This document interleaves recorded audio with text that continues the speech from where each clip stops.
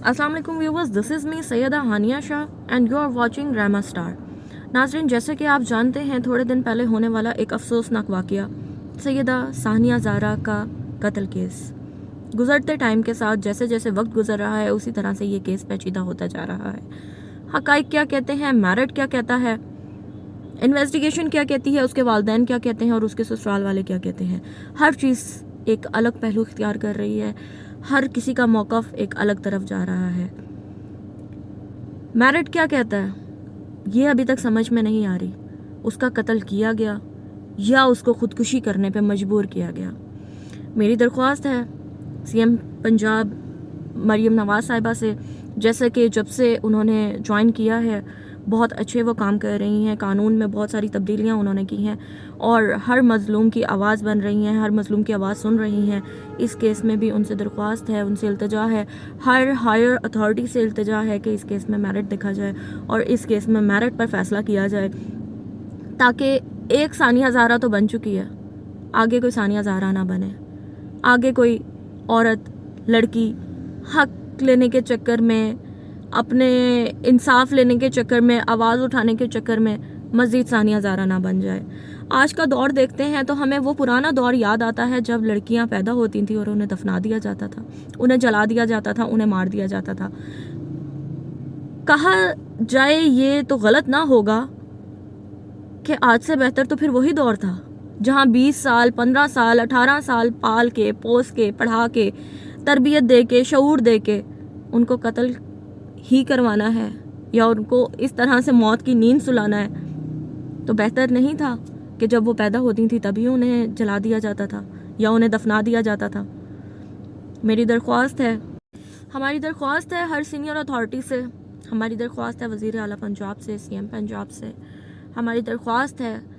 हर उस बंदे से जो कानून की एक ऐसी सीट पे बैठा है जहाँ पे लोग निगाहें जमाए खड़े रहते हैं कि हमें कानून से इंसाफ मिल जाएगा, हमारी दाद रसी होगी, हमारे साथ ज़्यादती नहीं की जाएगी, हमारी ज़िंदगी को एक मौत के कटघरे में इस तरह से ला के खड़ा करके एक नमूना नहीं बनाया जाएगा, इबरत का निशाना नहीं बनाया जाएगा, बल्कि जुल्म करने वाले को इबरत का निशाना बनाया जाएगा। उनकी तरफ जो आस उम्मीदें लेके लोग खड़े होते हैं उनसे सबसे दरख्वास्त है कि इस केस को मेरिट पे हल किया जाए और जल्द अज जल्द हल किया जाए और जो भी इसमें गुनाहगार है, मर्डर की सूरत में,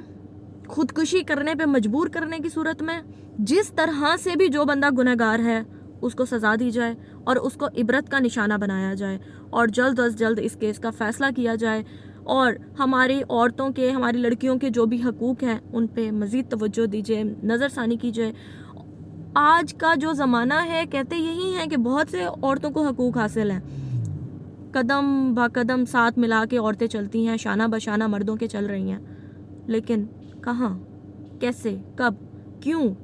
एक लड़की, एक मजलूम आवाज़ उठाने के लिए कानून के पास जाए तो दो पहलुओं से ही क्यों देखते हैं हमारे माशरे वाले। पता नहीं लड़की गलत ना हो, ऐसा ना हो, वैसा ना हो, कहीं औरत कार्ड प्ले तो नहीं कर रही, कहीं ज्यादती इसी के साथ की जा रही है, ये तो ज्यादती नहीं कर रही। क्यों